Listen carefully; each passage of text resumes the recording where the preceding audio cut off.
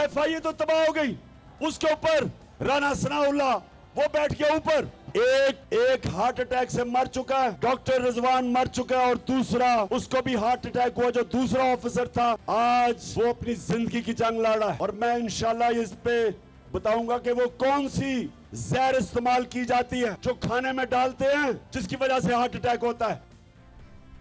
हमारे साथ वज़ीर दाखिला राना सनाउल्लाह साहब मौजूद हैं, उनसे बात करेंगे। आज जब इत्तेहादियों की मुलाकात हो रही थी वो मुलाकात में भी मौजूद थे, उस पर भी बात करेंगे। राना साहब पहले बहुत शुक्रिया हमें शो में ज्वाइन करने के लिए। पहले ये बता दीजिए, एक तो इमरान खान साहब ने 2 जलसों में मुसलसल कहा कि उनकी जान को ख़तरा है, और फिर उनकी सिक्योरिटी को यकीनी बनाने के लिए आपने इकदाम कर लिए हैं कि उनको बहुत ज़्यादा सिक्योरिटी प्रोवाइड की जाए ताकि अगर खुदा न खास्ता ऐसा कोई ख़तरा है तो वो ना हो। और दूसरा वो जहर की भी बात कर रहे हैं कि किस तरीके से जो साबिक अफसरान हैं मुबैना तौर पर उन्हें जो हार्ट अटैक हुआ वो किसी जहर के जरिए हुआ है और ये किया जाता है।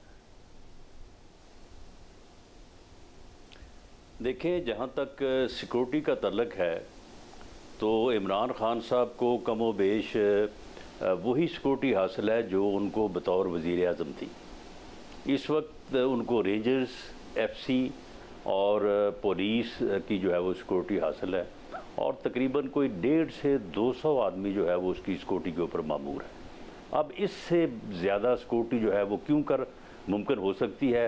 अगर उसका कोई तरीका या अगर कोई उनके ज़हन में कोई और ख्वाहिश है तो वो भी बता दें, उसको भी जो है वो पूरा किया जा सकता है। और ये सिक्योरिटी जो है वो हमने उनको जो है वो इसलिए दी है कि बतौर साबिक वज़ीर आज़म जो है वो उनकी, वैसे उनका एतराज़ है कि आपने सियालकोट में सिक्योरिटी नहीं दी उनको। अब अगर वो खुद ही सियालकोट का कह रहे हैं कि सिक्योरिटी नहीं दी और 2 फ़ोन भी उनके चोरी करा लिए गए हैं, ये भी कहा 2 फ़ोन भी चोरी करा लिए गए। नहीं, फ़ोन तो खैर उनके आगे पीछे जिस किस्म के तलंगे और आवारा लोग होते हैं तो उनमें से किसी ने जो है वो उड़ा लिए होंगे। हमने क्या चोरी करवाने थे? सियालकोट में ये एक ऐसी जगह पे जलसा करना चाहते थे जहाँ पे हमारी एक जो कम्युनिटी है वो उसके ऊपर मोतरज़ थी, वहाँ से इनको इजाज़त नहीं दी गई, हटाया गया। तो उस वजह से जो है वो कह रहे हैं कि सिक्योरिटी नहीं दी गई वहाँ पे भी, क्योंकि सिक्योरिटी जो है वो इनके साथ होती है। वो यहाँ बनी गाला से जहाँ पे भी जाएं तो इनके साथ जो है वो मूव करती है। मामला ये है कि उन्होंने कोई ना कोई फ्रॉड, झूठ अपना बयानिया चलाना होता है। जिस तरह से पहले उन्होंने अमेरिका का बयानिया चला दिया कि ये अमेरिकी साजिश हुई है। जब वो फ्रॉड चंद दिन चला उसके बाद वो मदम हुआ तो फिर उन्होंने वो मीर जाफ़र और मीर सादक का बयानिया जो है वो चला दिया। वो 2-3 दिन चला तो उसके बाद अब इन्होंने जो है वो ये बयानिया चला दिया है कि जी मुझे कत्ल जो है वो कर दिया जाएगा। ओ भाई, अगर तुमने वो वीडियो जो है वो रिकॉर्ड करवा के कहीं छुपाई है या किसी जगह पे रखी है तो वो वीडियो शेयर करो आवाम के साथ। जब तुम कहते हो कि जी मैं आवाम के सामने हर चीज़ जो है वो करूँगा, तुम शेयर करो। हम उसके ऊपर जुडिशल कमीशन बनाने को तैयार हैं, हम उसके ऊपर इंक्वायरी कमीशन जो है वो बनाने को तैयार हैं। और आप वो एविडेंस और वो सोर्स जिसने आपको ये इतला दी है कि आपकी जान को ख़तरा है तो वो उसके मतलब जो है वो पूरी तरह से इंक्वायर करेगा। और अगर आप झूठ बक रहे हैं तो वो बात सामने आ जाएगी। और अगर किसी ने कोई ऐसी साजिश तैयार की है तो उसके खिलाफ जब एविडेंस आएगी तो उसके खिलाफ जो है वो कानून के मुताबिक कार्रवाई होगी। लेकिन आप ये भी देखिएगा कि ये इस बयानिए को 4 दिन चलाएंगे, उसके बाद कोई नया फ्रॉड, कोई नया झूठ जो है वो गढ़ के ले आएंगे। मगर ये बंदा जो है ये कौम को तकसीम करना चाहता है, इमरान खान साहब के जो बयानात हैं, कौम को गुमराह करना चाहता है, नौजवान नस्ल को तबाह करना चाहता है। ये एक फितना है इस कौम के लिए। राना साहब, जो इमरान खान साहब के बयान की तारीख है वो ज़ाहिर एक तरफ है, मगर इस मुल्क की तारीख भी दूसरी तरफ है जिसमें इस मुल्क के वज़ीर आज़म पर, सरबराहान पर हमले हुए हैं। तो आप जब से बने वज़ीर दाखिला, आपकी नज़र में कोई इंटेलिजेंस इतला ऐसी गुजरी है मुल्क की सिविलियन एजेंसीज़ की तरफ से या अस्करी एजेंसीज़ की तरफ से जिसमें आपको ये पता चले कि इमरान खान साहब की जान को खतरा है? इस बात को बहरहाल संजीदा तो लेना पड़ेगा इस मुल्क की तारीख को देखते हुए। आप गैर संजीदा लेंगे इमरान खान साहब के बयानात की तारीख को देखते हुए? जी, वो खुद इसको गैर संजीदा तौर पे ले रहे हैं। वो खुद यानी अपनी सिक्योरिटी को वो खुद ही जो है वो कि इशू बना के और वो इस किस्म की जो है वो गुफ्तगू कर रहे हैं। कभी वो कह रहे हैं कि जी खाने में एक जहर है। इन्हें मालूम होगा ना कि वो कौन सा जहर है, क्योंकि उस वक्त बड़े लोग हैरानगी का इजहार कर रहे थे जब मियां नवाज शरीफ को जेल के अंदर जो है एक इस तरह से उनकी सेहत गिरी कि वो दिनों में जो है वो बहुत ज़्यादा जो है वो शदीद बीमार हो गए। तो उस वक्त भी ये बात हमारी तरफ से शक का इजहार किया गया था, लेकिन बहरहाल हमने शक की हद तक जो है वो इसका इजहार किया गया था। अब ये कहता कि ये एक ऐसा जहर है, तो हो सकता है इसके इल्म में होगा कि वो कौन सा जहर है जो आदमी को खाने में मिलाया जाए। FIA के तो आदमी मरता नहीं है, उसको हार्ट अटैक होता है। यानी ये हार्ट अटैक करवाने वाला जहर जो है ये पहली दफ़ा इससे सुना है। हालांकि होता तो ये है जी कि जहर जो है वो खुदा ना खास्ता वो कोई अगर खा ले या किसी को खिला दिया जाए तो वो जो है वो उसकी ज़िंदगी का खात्मा हो जाता है। FIA के ऑफिसर डॉक्टर रिजवान जो कि शहबाज शरीफ और हमदा बयान देने का, जो FIA के ऑफिसर है डॉक्टर रिजवान जिनकी दिल का दौरा पड़ने से मौत वाक़ई हुई है, वो उनके हवाले से भी कह रहे हैं कि उनको धमकी भी दी गई थी और वो शहबाज शरीफ और हमदा शहबाज के कर रहे थे केसेस, और इस तरीके से जो हार्ट अटैक भी हो जाता है जहर से, वो उसके हवाले से भी ये बात कर रहे हैं। देखिए शाहजेब, मैं अब क्या बात करूं इस बदबख्त इंसान की।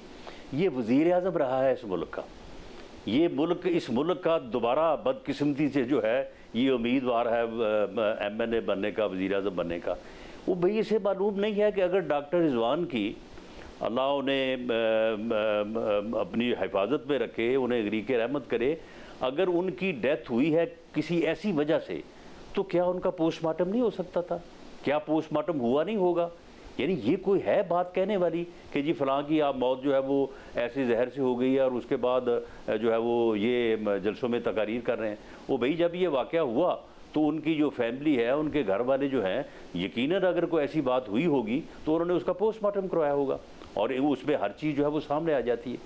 यानी ये तो एक यानी ऐसा फ्रॉड और झूठ जो है वो घड़ के लाते हैं कि बस वो जो इनका फ़ैन क्राउड है वो इसी तरह के पागल हुए हैं, वो जो ये कहता है उसके ऊपर जो है वो यकीन करते हैं। बाकी तो हर ज़ही शोर आदमी जो है वो समझता है कि आदमी ये जो है ये या तो ये वैसे ज़हनी तौर पे जो है वो खिसक चुका है और इसे मगर मैंने कौन सी बात करनी है, कौन सी बात जो है वो नहीं करनी। इनका क्राउड है, उसका प्रेशर तो आप ले रहे हैं ना, मुश्किल फैसले नहीं कर पा रहे हैं। कभी लंदन चले जाते हैं शहबाज शरीफ साहब, कभी पाकिस्तान में आके कहते हैं इत्तेहादियों से मिलेंगे। आपने नहीं मगर राना साहब सवाल सुनिएगा, आपने कहा था कि हम अकेले नहीं फैसला करेंगे, इत्तेहादी भी इसका बोझ उठाएं। पीपल्स पार्टी कह रही है कि हम बोझ उठाने को तैयार हैं, मुश्किल फैसले के लिए तैयार है। MQM भी कह रही है कि कोई ऐसा मैकेनिज्म बना लें जिसमें मोटरसाइकिल जो इस्तेमाल करते हैं उन पर ना ज्यादा बोझ पड़े। तो आप लोग नहीं फैसला कर पा रहे हैं, आज भी नहीं कर पाए हैं। रुपया 194 का हो गया, स्टॉक मार्केट गिर रही है, सरमायाकार मुसलसल गैर यकीनी की सूरत हाल का सामना कर रहे हैं आपके आने के बाद। देखिए, पहली बात तो शाहजेब ये है कि हमने फैसला कर लिया है, हम ये फैसला कर चुके हैं। हम ये फैसला 11 अप्रैल से पहले का कर चुके हैं कि हमने ऐसी किसी चीज़ की कीमत, वो पेट्रोल हो, वो आटा हो, वो घी हो, वो चीनी हो, आम आदमी के इस्तेमाल की जो चीज़ें हैं, उसकी ज़िंदगी को बरकरार रखने की जो चीज़ें हैं, हमने उनमें इजाफा नहीं करना। हुकूमती कदम किसी कदम की वजह से जो है इन चीज़ों में इजाफा नहीं होगा, हमने ये फैसला किया हुआ है। अब रही बात ये कि IMF को साथ रखना जो है वो ज़रूरी है, उसके लिए आज वज़ीर आज़म ने एक बहुत ही जो है वो ज़बरदस्त मीटिंग की है। उसमें उन्होंने बाज़ ज़बरदस्त फ़ैसले जो हैं वो उन्होंने किए हैं। उनकी जो है वो अब कैलकुलेशन जो है वो कल सामने आएगी और उसके बाद वज़ीर आज़म ख़ुद या उनकी तरफ से जो है वो जब ये अनाउंसमेंट होगी तो मैं समझता हूँ कि IMF का भी एतबार जो है वो कायम होगा।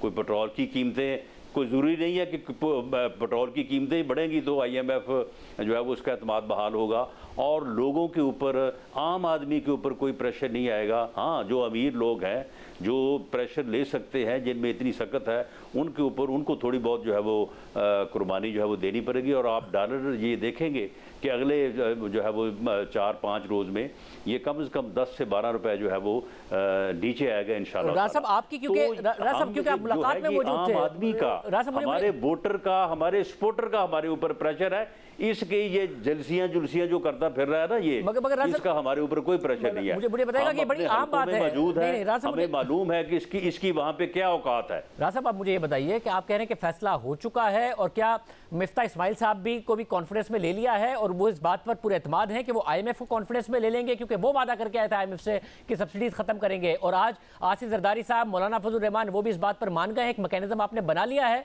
कि किस तरीके से IMF को भी मुतमईन करेंगे और सब्सिडी को ऐसे पास ऑन करेंगे कि अमीर आदमी पर तो बोझ पड़े मगर गरीब आदमी पे ना पड़े। ये हो गया है फैसला? जी बिल्कुल, ये फैसला जो है ये मैंने तो कहा कि ये 11 अप्रैल जिस दिन मियां शहबाज शरीफ साहब ने ऊँट उठाई थी, उस वक्त से ये हमारे पास ज़हनों में मौजूद है। हमें ये मालूम है कि हमने ये करना है, ये हमने जो है वो नहीं करना। तो आज मिफ्ता इस्माइल साहब वो ख़ुद मीटिंग में मौजूद थे, बल्कि ये उन्हीं की गुफ्तगू है, उन्होंने ही जो है वो उस मीटिंग में तमाम शुरका को जो है वो इत्माद में लिया और उनके साथ जो है वो दूसरे माहिरीन थे, मुआशी माहिरीन। तो कल जो है वो इसके बारे में एक फ़ाइनल जो है वो मीटिंग होने जा रही है। कल कैबिनेट की मीटिंग भी है। बाकी जो हमारे इत्तेहादी हैं उनके साथ मियां शहबाज शरीफ साहब ने अख्तर जान बैंगल साहब के साथ, खालिद मकबूल सिद्दीकी साहब के साथ, मौलाना फजलुर रहमान साहब के साथ और साबिक़ सदर आसिफ अली जरदारी साहब के साथ मीटिंग्स की हैं और हमारे जो पार्टी के फ़ैसले हुए थे लंदन में उनके मुताबिक पूरी सूरत हाल से उनको आगाह किया है। और उन्होंने ये भी कहा है कि हम एक सियासी जमात के तौर पे हम जो है ये कर सकते हैं, ये नहीं करेंगे। मगर फिर इलेक्शन फौरी तौर पर से इत्मीनान में लिए और ये फैसले जो है वो करेंगे इंशाल्लाह। यानी फौरी तौर पर इलेक्शन में अब आप लोग नहीं जा रहे हैं, मुश्किल मुआशी फैसले करने जा रहे हैं और फिर कोशिश करेंगे कि IMF का प्रोग्राम भी बहाल हो, मईशत बहाल हो, तो आप इलेक्शन में नहीं जा रहे हैं और इत्तेहादियों के साथ ये फैसला हो गया है। हम सिर्फ जो है वो मुल्क को उस बहरान से जो ये नाहल और नालायक टोला 4 साल में तबाही करके गया है, हम उसको स्टेबल करना चाहते हैं। बाकी हमें इलेक्शन का कोई भार नहीं है कि जी हमने जो है वो साल बाद 1 साल बाद लड़ना है या 6 माह बाद लड़ना है, कोई ऐसा मामला नहीं है। हम इलेक्शन के लिए पूरी तरह तैयार हैं।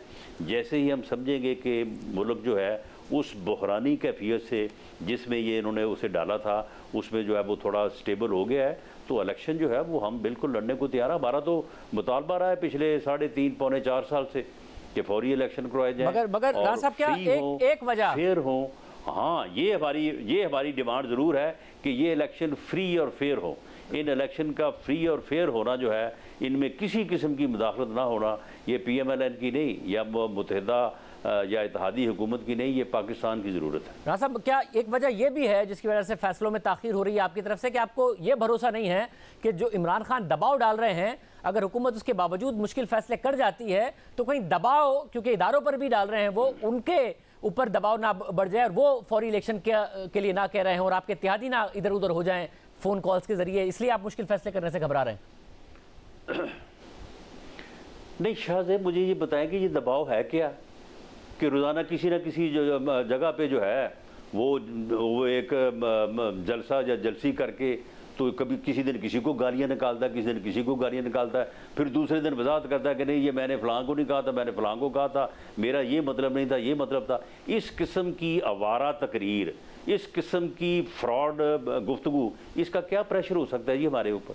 आपके ऊपर भी नहीं है और आपके ख्याल में इलेक्शन ही लड़े और आपके ख्याल में हमने जो है वो जलसे नहीं किए और आप ये सबसे ज्यादा अपने जलसों में मुझे गालियां निकालता है ना, तो मेरे ऊपर तो कोई प्रेशर नहीं है इसका। और आपके ख्याल में तो बिल्कुल जो है वो आपके साथ साथ कभी मतलब आपके साथ साथ इदारों को भी वो कह रहे हैं ना, तो इदारों पे दबाव पड़ जाए, आपके इत्तेहादी इधर उधर हो जाएं, ये भी डर नहीं है आपको कि हम मुश्किल फैसला करें, पीछे से इत्तेहादी निकल जाएं और हम मुश्किल फैसले करके अनपॉपुलर फैसले करके इलेक्शन का सामना कर रहे हो? देखें शाहज़ेब, इत्तेहादियों से हम रोज़ मिलते हैं, आज भी मिले हैं। कोई इत्तेहादी इधर उधर नहीं होगा। हर इत्तेहादी जो है वो समझता है कि ये बंदा जो है ये फसाद फिल अर्ज़ है, ये बंदा इस कौम को तकसीम करने और इस कौम की नौजवान नस्ल को गुमराह करने के ऊपर तुला हुआ है।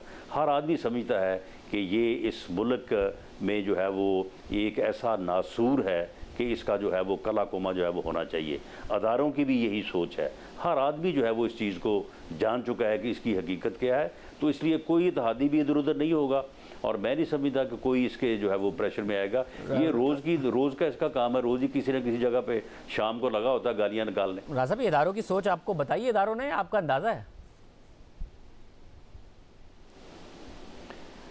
नहीं देखिए, इसमें मामला ये है कि जब ये अदम एतमाद की तहरीक जो है ये चल रही थी, तो उसमें अदारों का जो यानी उनका जो स्टांस था, तो उन्होंने बिल्कुल किसी की मदद भी नहीं की। उन्होंने हमारी कोई मदद नहीं की उन्होंने, लेकिन इसकी भी मदद नहीं की। उन्होंने कहा ये सियासत आपका काम है, आप करें, अच्छा करें, बुरा करें।